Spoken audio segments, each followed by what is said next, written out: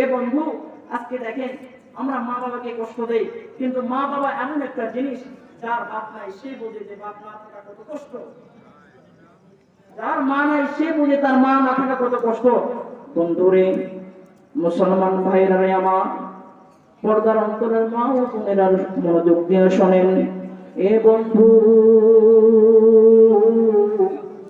যার মা নাই তার মতো দুঃখী আর এই দুনিয়াতে কেউ নাই। যার বাপ নাই তার মতো অসহায় এই দুনিয়াতে আর কেউ নাই। এ বন্ধু রে, কে জানি বাপ হারায়া ময়দানের মধ্যে বসে থেকে ওয়াজ শুনতেছো। এ বন্ধু, কে জানি মা হারায়া ময়দানের মধ্যে বসে থেকে ওয়াজ শুনতেছো রে বন্ধু। এ বন্ধু রে, কে জানি নিজের মার লাশটাকে নিজের কাঁধের উপর উঠাইয়া অন্ধকার কবরের মধ্যে নামায় রাখছো। এ বন্ধু, না জানি কোন যুবক ভাই নিজের বাপের লাশটাকে কাঁধের মধ্যে উঠাইয়া, আয় ভাই নিজের হাতে বাপের লাশটা কবরের মধ্যে নামাইছো রে বন্ধু। এ বন্ধু, বাপ মাকে কষ্ট দিলে জান্নাত হারাম হয়ে যায়। কেমন করে বাপ মারে কষ্ট দাও। এ বন্ধু রে, বাপ মাকে যদি কষ্ট দাও আমার আল্লাহ নারাজ হয়ে যায়। এ বন্ধু, বাপ মাকে যদি কষ্ট দাও, এ বন্ধু পরপারে তোমার শান্তি হবে না, পরপারে তুমি জান্নাত পাইবা না রে বন্ধু। এ বন্ধু, বাপ মা এমন একটা অমূল্য সম্পদ, যে যার বাপ নাই সে বোঝে তার বাপ না থাকার কত কষ্ট।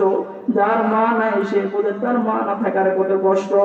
এ বন্ধু, তুমি বাইরে থাকো, তুমি বাইরে চাকরি করো, অনেকদিন পরে তুমি বাসায় আসতো, বাসার সকলে তোমার হাতের দিকে তাকায়।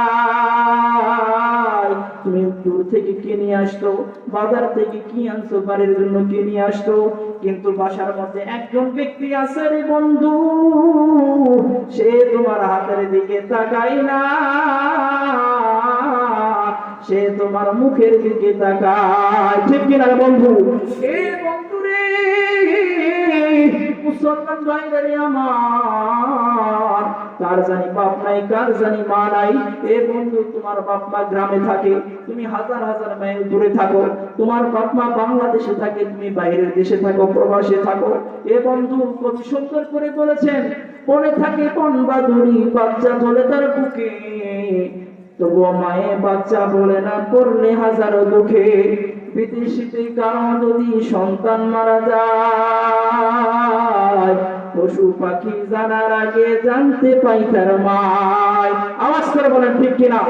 এই বন্ধু রে, এই বন্ধু, কোন বাপ মাকে কষ্ট দেয়।